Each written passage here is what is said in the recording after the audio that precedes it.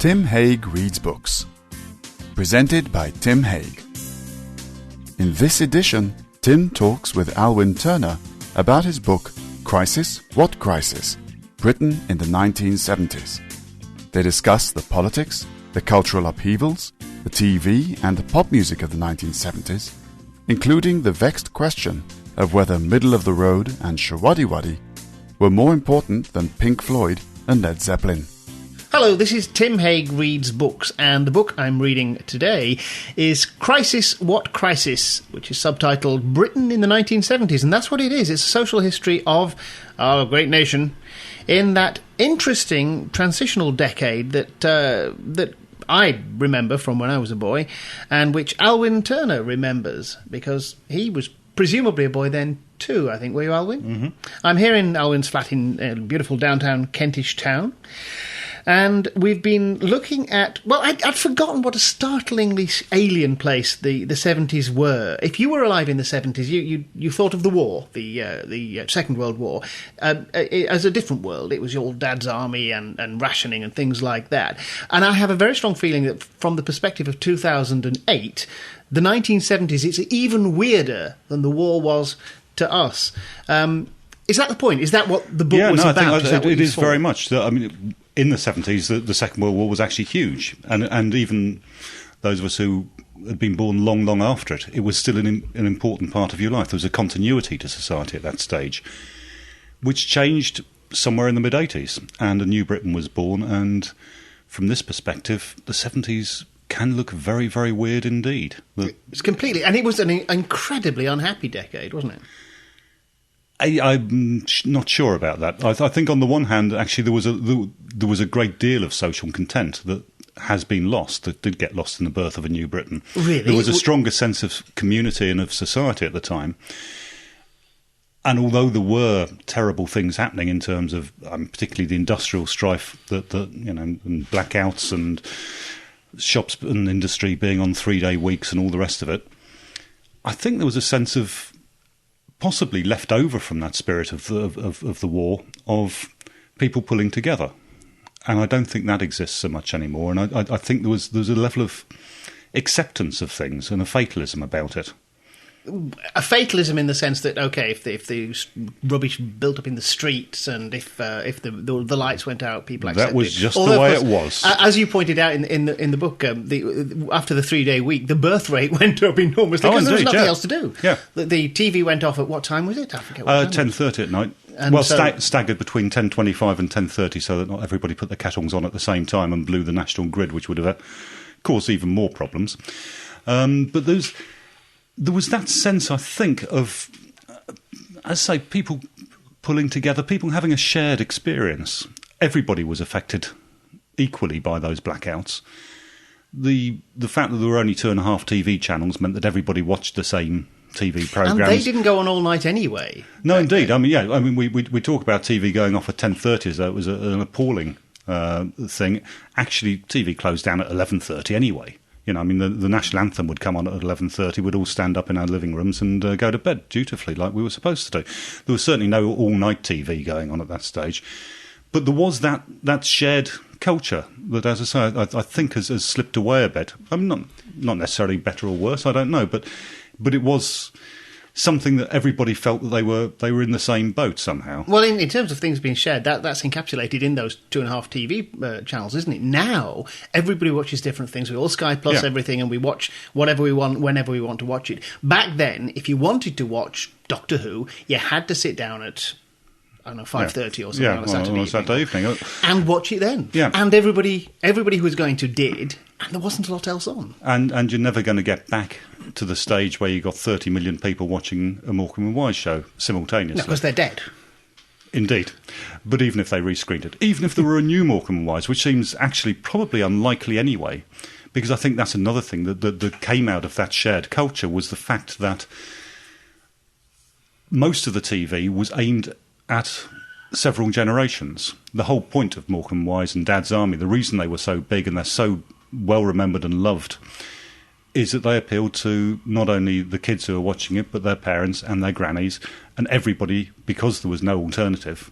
Everybody watched the same thing, and it was all aimed at everybody. There wasn't the same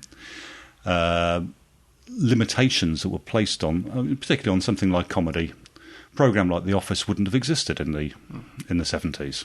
Because its target audience is too small, and you can't afford to do that. And of course, what was inclusive then was inclusive to a shared culture, but it was fairly dismissive of some. You discuss racism in some detail in the book. I saw a bit of the Two Ronnies this afternoon on TV, and it was unbelievable. The racist assumptions that were it was a very made. casual racism that wasn't questioned until towards the end of the decade. People did start questioning it, but mostly it was just there. Nobody thought it was particularly racist. Sorry, some people thought it was particularly racist, but in general, it was just considered part of the general nature of society. I mean, it's part of the warp and the weft of where we were. And the ethnic minorities were not significantly represented anyway in the popular culture. Oh yeah, on anything at all. I mean, not even in the traditional areas that have always been associated in American culture of sport and entertainment. It was very difficult even in those sort of fields for black people to make any progress in Britain at the time. Leaving aside culture, you discuss the politics a great deal as well, and I love the way that you identify the right and left significant politicians of the day as Tony Benn and Enoch Powell, rather than, say, Harold Wilson and Ted Heath. Okay, why Benn and Powell?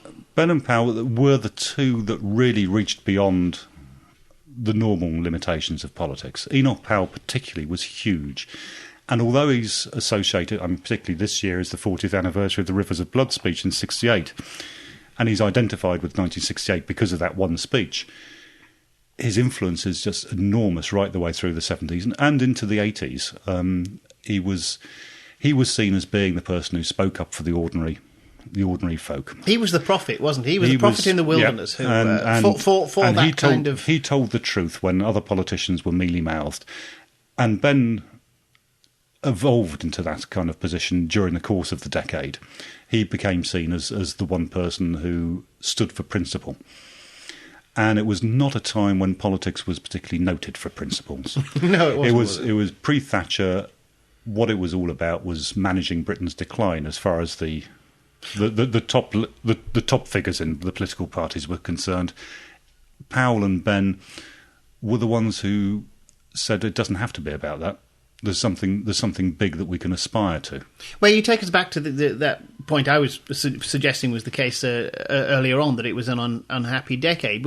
And from the point of view of Britain's position and our self-image, it was terribly unhappy. One of the things you make clear is how comprehensively Labour stole from the Tories the reputation of being the party that couldn't manage Britain. In the beginning of the decade, you've got Ted Heath's government completely failing and losing an election on the basis of who rules. He didn't actually say who rules Britain, but it was.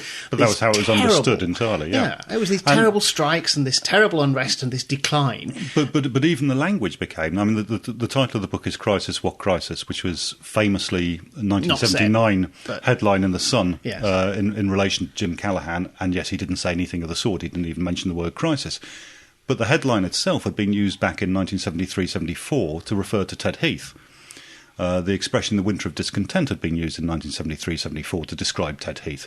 But they became associated exclusively with the Labour Party, and with the Labour Party's failure to manage the unions, as it was seen at the time, because the one dominant issue that ran through the entire politics of the period was union power, and a feeling that it was getting too strong. It was going beyond the elected representatives that it had helped to bring down Wilson in 1970, Heath in 74, Callaghan in 79. There was a hat-trick of victories for union power, bringing down governments as far as it was seen in some quarters. Can I put you on the spot? Callaghan's miscalculation in delaying the election from the autumn of 78 into 79, is that one of the great mistakes of post-war politics? Well, it might be rivaled by Gordon Brown's failure to call an election in the autumn of 2007, of course. But, only time will tell. But he's in very much the same sort of position. Yeah, no, it would. Callaghan would probably have won in 78, was the general consensus amongst commentators at the time. At least might not have lost. And even if he hadn't, not quite the same yeah, thing. Even if he hadn't won, and even if he'd gone down, and it wouldn't have been by much. And it wouldn't have tainted the politics that came after. Whereas the winter of discontent played so heavily in the media that Callaghan was not only doomed to lose the next election, but doomed to have that hanging over the Labour Party for a long time. I mean, it ran, as I recall, pretty much right through the 80s. Thatcher would say, yes, but remember the winter of discontent. The myth of it became so enormous. Thatcher and her government were seriously unpopular until the Falklands. There was a great deal of dislike of her.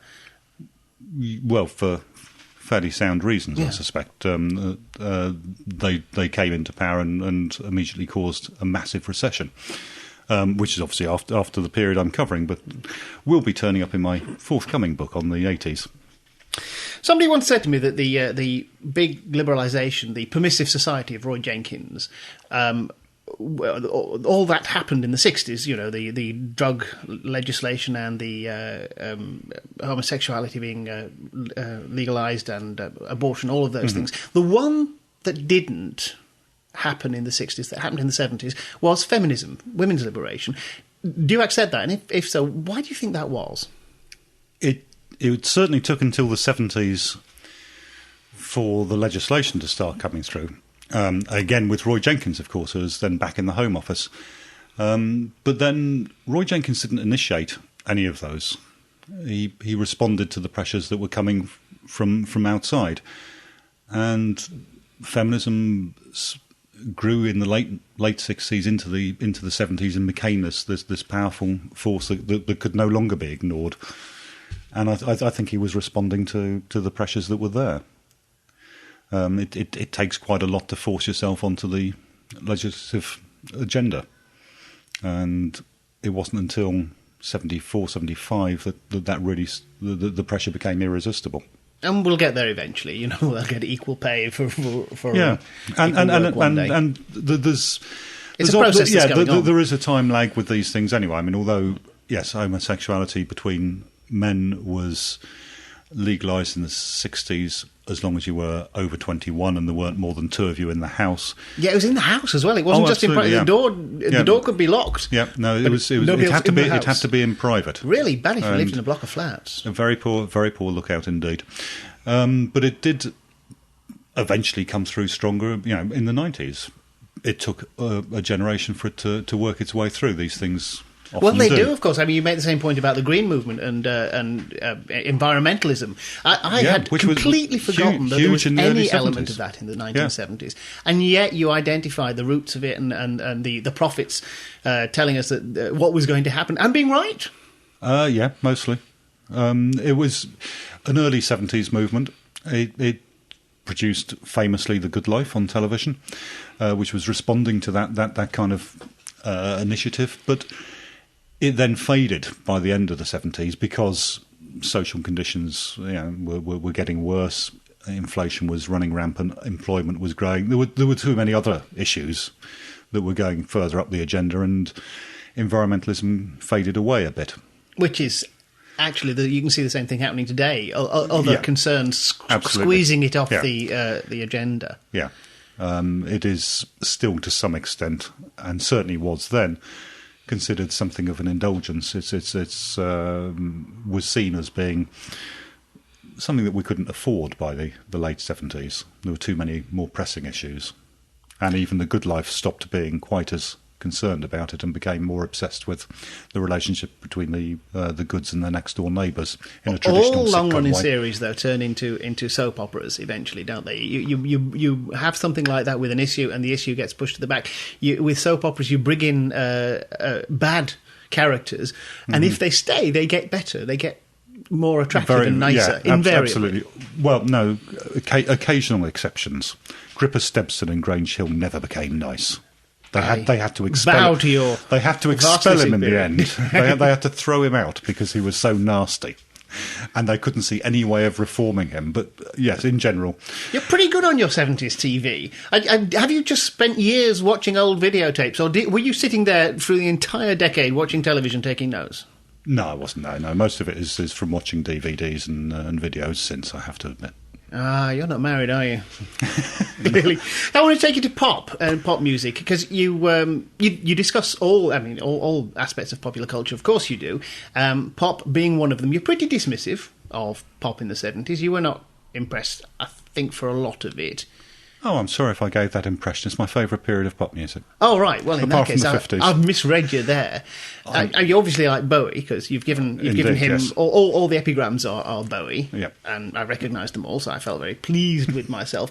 Yeah, really, I mean, you sort of chart the decline into the bubblegum pop of the mud and the sweet and the Gary Glitters. And it could be that you don't like them, and therefore the fact that I'm mentioning them makes you think that I don't. But actually, I'm very, very fond of Mud and the Bay City Rollers and the Rubettes and Showaddywaddy. Good Lord.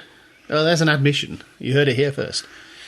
Yeah, no, I think it was a very interesting period of British pop music. I mean, objectively, it wasn't that wonderful, I have to admit. It was a lot of it was the whole tone of that in the mid-70s. By 74, 75, all the big glam rock stars, Bowie and Roxy Music, had left. They'd gone off to do other things, and the people who were left behind, those pop groups, were dominated by Mickey Mouse. Well, they were dominated by a sense of revivalism. But then that was very much the real story of the culture of the 70s, I think, was that it was very nostalgic. I noticed, though, you make no reference to the complete other strand of loud young person's music, which was going on. If you were a Pink Floyd fan or a Led Zeppelin fan or one of that crowd, it was a golden age, wasn't it, for you? It could be that's the music I don't like. It could be. And that's why I don't discuss it very much. It certainly doesn't turn up as much in the book as, say, Middle of the Road, Chirpy Chirpy Cheep Cheep, which I regard as being a classic of the genre. A fine piece of work. Yeah. I cringe every time I hear it. Well, you see, I tend to have the same response to Pink Floyd, so possibly that's why Middle of the Road turn up more. I don't know. It was a very, I think, a very interesting period for music. It was... I think the problem with a lot of that, the album-based rock of the time, is it didn't actually engage a lot of the time in what was going on. It didn't reflect, the success of Led Zeppelin. Spotty Youth didn't really reflect a great deal of the rest of society somehow. To me, I didn't see. Whereas, to take Chirpy Chirpy Cheep Cheep, the fact that was a big hit, a big hit in Italy first, then became a big hit in Spain, and it didn't reach Britain, even though they're a British group. The fact that it didn't get here until several months later, and it only did so because people had been on holiday and heard it there and brought the record back. And that was a new phenomenon. That was something that was actually different British in society. people bringing something back from... And that hadn't happened before because people hadn't gone on holiday to Europe in the same way. Well, they hadn't been able to. You couldn't take money out of the country. Well, absolutely, yeah. The relaxation of the exchange controls was quite an important element in that. But also people were starting to feel more affluent, and it became possible to do so. Foreign holidays went up, and one of the results was that gradually the music of Europe has become more standardised and more international. And you end up with a group like ABBA. Sorry, you don't end up with a group like ABBA. You start in the 70s with a group like ABBA being huge right across the continent and speaking in, and singing in the lingua franca of pop music. But that reflects a shift in society in a way that I'm not sure that Led Zeppelin necessarily did. Can we finish by talking about one of the icons of the decade? How important was Mary Whitehouse? Mary Whitehouse was very important in the 70s. She had started in the 60s and had made a name for herself, but actually influenced very, very little. Her importance in the 70s was firstly that the tide was starting to turn against what you were discussing earlier, the permissive society that was associated with Roy Jenkins. She had a very strong political agenda, which isn't always recognised, that it wasn't about obscenity and filth in broadcasting. Actually, what she was interested in was anti-communism. She saw the country becoming more and more communist, and she saw pornography as being a plot to undermine... the moral fibre of the nation. The moral fibre of the nation, capitalism, democracy, and it was funded by and run by communists. She probably thought Harold Wilson was as well, run by Moscow. Lots of people did, of course. But she was very important because she had that underlying absolute passionate anti-communist crusade that kept her going at a time through the late 60s when it seemed as if her campaign was completely doomed. And she was influential in the sense that she spoke, like Enoch Powell, she was understood to speak for a section of society that felt it didn't otherwise have a voice. And when she met Thatcher in the late 70s, and they seemed to get on, some of that image passed on to Thatcher, and I think helped to build the consensus that emerged around Thatcherism, that it was seen as being a much more traditional morality that was rooted in the 50s, and somehow the clock could be turned back, even though Thatcher actually did nothing to further that belief. The image was still there. It was not a direct political influence, but the climate of the times was shaped by her. And by the late 70s, she was actually having successes. I mean, she did win the case against gay news. That's right. She got a long way down the road slightly after with the Romans in Britain. She was scoring hits. She did defeat the GLC when they proposed to abolish film censorship in London, and she led the campaign against that. She probably had more successes as well in terms of self-censorship and people desperately trying to avoid being a target of absolutely, White House. yeah. I mean, there were some who enjoyed. Dennis Potter legendarily enjoyed deliberately provoking. He was a national treasure. But then Dennis Potter had the strength to do that. Those who weren't quite in his position felt a bit more threatened when they were presenting their work to commissioning editors. They tended to tone it down a bit, and as you say, they engaged in a certain amount of self-censorship. And she was a figure of fun to a lot of people.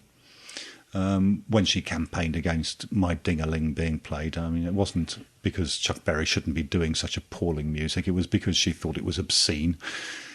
I mean, that was a joke to everybody, but she did actually have quite a large constituency, and I don't know. I think she's one of the more interesting figures of the period somehow, and the fact that she survived so long.